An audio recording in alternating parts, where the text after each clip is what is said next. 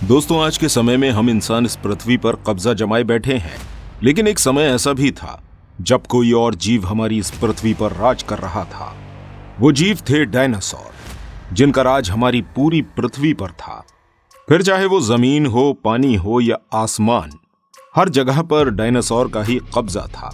ये डायनासोर इतने ज्यादा विशाल और शक्तिशाली थे कि पृथ्वी के और किसी जीव का उनके सामने टिक पाना नामुमकिन था।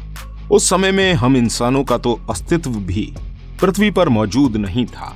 लेकिन फिर ऐसा क्या हुआ जिसके बाद करोड़ों साल से राज कर रहे इन डायनासोर का खात्मा हो गया और इस पृथ्वी पर हम इंसानों ने अपना कब्जा जमा लिया। दोस्तों, आज से लगभग 6.5 करोड़ साल पहले हमारी इस पृथ्वी पर आज की तरह ही नदियां, झीलें, पेड़ पौधे सभी कुछ मौजूद थे और डायनासोर यहाँ शांति और सुकून से रह रहे थे। लेकिन तब हम मनुष्यों का अस्तित्व इस पृथ्वी पर नहीं था। यहाँ सिर्फ डायनासोर रहा करते थे। लेकिन इन डायनासोर से छिपकर एक और प्रजाति हमारी इस पृथ्वी पर निवास कर रही थी। ये प्रजाति देखने में बिल्कुल आज के चूहों के जैसी थी, जिन्हें हम मैमल्स कहते हैं, यानी कि वो जीव जो अंडे नहीं देते। और हम आपको बता दें कि हम इंसान भी मैमल्स ही हैं। हमारे विपरीत डायनासोर अंडे दिया करते थे और उनके अंडों में से ही बच्चे निकलते थे। डायनासोर की प्रजाति के सभी जीव हमारी इस पृथ्वी पर खुलेआम घूम रहे थे। लेकिन ये चूहों की तरह दिखने वाले जीव डायनासोर से खुद को बचाने के लिए जमीन के अंदर ही रहते थे। और फिर कुछ ऐसा हुआ जिसके बाद इस पृथ्वी से डायनासोर का खात्मा हो गया। असल में जिस समय ये डायनासोर हमारी इस पृथ्वी के खुले वातावरण में सुकून से अपनी जिंदगी जी रहे थे, तभी 10 किलोमीटर के डायामीटर वाला एक एस्ट्रॉइड हमारी पृथ्वी की तरफ आ रहा था। और जैसे ही ये एस्ट्रॉइड हमारी पृथ्वी के वातावरण में एंटर हुआ, तो पृथ्वी के ग्रेविटेशनल फोर्स की वजह से इसकी स्पीड और भी ज्यादा तेज हो गई। उस समय इसकी स्पीड 70,000 किलोमीटर प्रति घंटा थी। साथ ही में पृथ्वी के वायुमंडल में आने के बाद घर्षण की वजह से यह एस्ट्रॉइड एक आग के गोले में बदल गया। और इसके अलावा इस घर्षण की वजह से इस एस्ट्रॉइड में जो चमक उत्पन्न हुई, इस चमक की वजह से 700 किलोमीटर के रेडियस में आने वाले सभी जीवों की आंखों की रोशनी चली गई। अब ये जीव इस एस्ट्रॉइड को देख तो नहीं पा रहे थे, लेकिन उन्हें ये अपनी तरफ आता हुआ महसूस जरूर हो रहा था कि तभी अचानक ये एस्ट्रॉइड बहुत तेज स्पीड के साथ आकर हमारी पृथ्वी से टकरा जाता है। इस टक्कर के होते ही एक बहुत ही भयंकर धमाका हुआ। यह धमाका इतना खतरनाक था कि इसकी वजह से पृथ्वी की सतह से निकलने वाली लाखों टन धातु अंतरिक्ष में चली गई और जिस जगह पर यह विस्फोट हुआ, वहां एक बहुत बड़ा गड्ढा बन गया। इस गड्ढे की चौड़ाई 180 किलोमीटर और गहराई 20 किलोमीटर थी। साथ ही साथ इस टक्कर की वजह से चारों तरफ धूल और धुआं फैल गया। पृथ्वी के चारों तरफ तबाही मच गई। समुद्र में सुनामी आना शुरू हो गई और हमारी पृथ्वी ऐसे हिलने लगी जैसे भूकंप आ गया हो। इस विस्फोट से निकलने वाली रेडिएशन इतनी ज्यादा थी कि हमारी पृथ्वी पर रहने वाला कोई भी जीव जीवित नहीं बच सका। इसके अलावा इससे निकलने वाली आग और गर्मी ने पृथ्वी के सभी पेड़ पौधों को भी जलाकर राख कर दिया। इस विस्फोट की वजह से लाखों टन धूल और पत्थर अंतरिक्ष में चले गए और ठीक 40 मिनट के बाद पृथ्वी पर आग की तरह बरसने लगे। आसमान से बरसने वाली इस आग की वजह से वो डायनासोर जो आसमान में उड़ रहे थे, उनका भी पूरी तरह सफाया हो गया। इसके बाद धूल का एक बहुत बड़ा तूफान हमारी पृथ्वी पर आया। इस धूल की वजह से जो बादल बने थे, ये इतने ज्यादा मोटे थे कि आसमान को पूरी तरह से ढक दिया था। इस वजह से सूरज की रोशनी भी हमारी पृथ्वी तक नहीं पहुंच पा रही थी।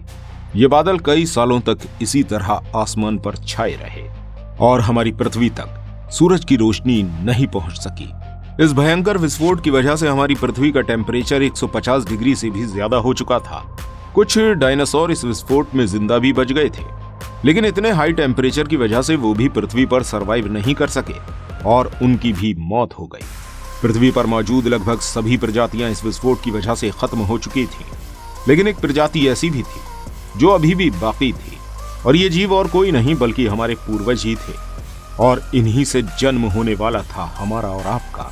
ये थे वो मैमल्स जो चूहों की तरह दिखते थे और डायनासोर के डर की वजह से जमीन के अंदर बिल बनाकर रहते थे। इस भयंकर विस्फोट में ये जीव इसलिए जिंदा बच गए क्योंकि ये उस समय पृथ्वी की सतह के अंदर रह रहे थे।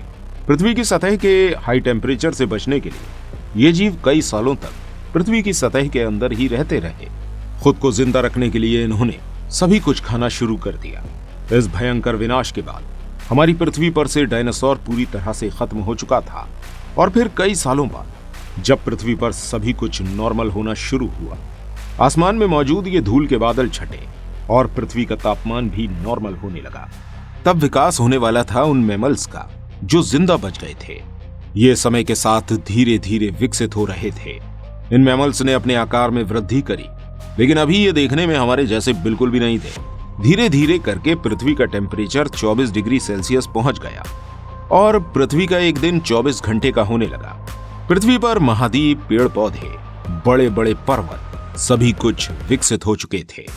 और आज से लगभग 40 लाख साल पहले जब अफ्रीका के पूर्वी इलाकों में एक नई पर्वत श्रृंखला का विकास हुआ, जिसे ईस्ट अफ्रीकन रिफ्ट वैली के नाम से जाना जाता है, इस पर्वत की ऊंचाई इतनी ज्यादा थी जिसकी वजह से यहां आने वाली मानसूनी हवाएं रुक गईं।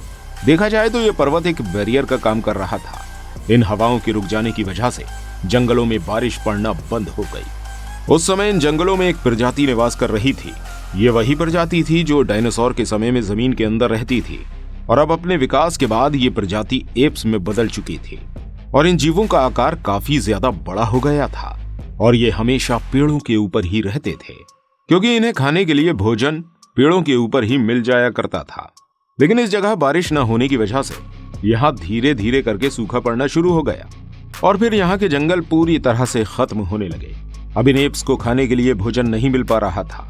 भोजन की कमी की वजह से इन एप्स ने पेड़ों पर से उतरने का फैसला किया और ये पेड़ों से नीचे आकर धरती पर रहने लगे। धीरे धीरे करके ये जीव विकसित हुए। ये और कोई नहीं बल्कि हमारे पूर्वज थे। इन जीवों का मस्तिष्क भी थोड़ा विकसित हो चुका था। उनके मस्तिष्क का साइज सेब के बराबर था और इन जीवों की लंबाई 4 फीट के करीब थी।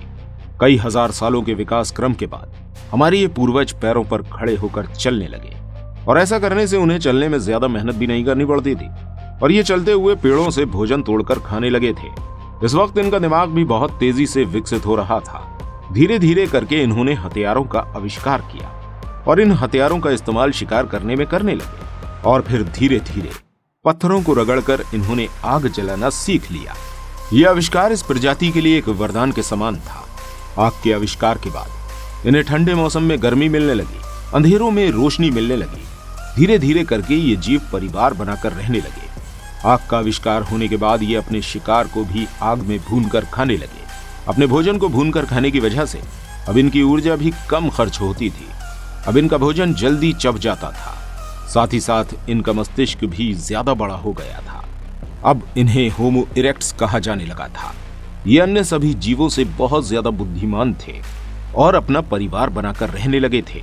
धीरे धीरे करके अपनी बुद्धिमानी के दम पर ये तरह तरह की आवाजें निकालकर मैसेज को एक दूसरे तक पहुंचाने लगे। इसी तरह धीरे धीरे करके निर्माण हुआ भाषा का, जिसके जरिए आज हम बातचीत करते हैं और अपनी बात दूसरों तक पहुंचाते हैं।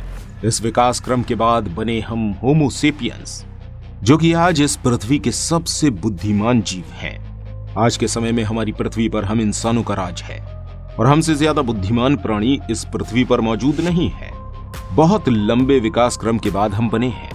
आज के समय में हमें हर चीज का ज्ञान है। हम अपने पूरे इतिहास के बारे में जानते हैं। हमें पता है कि किस तरह से हमारा जन्म हुआ। हमने कई सारी खोजें करी और आविष्कार करे और कई सारी जानकारियां हासिल करी। तो दोस्तों, उम्मीद करते हैं कि आपको ये वीडियो पसंद आई होगी। वीडियो पसंद आने पर इस वीडियो को लाइक और शेयर करना बिल्कुल मत भूलिएगा और ऐसी ही और इंटरेस्टिंग वीडियोस देखने के लिए हमारे इस चैनल को सब्सक्राइब अवश्य कीजिएगा। वीडियो में अंत तक बने रहने के लिए आपका दिल से धन्यवाद।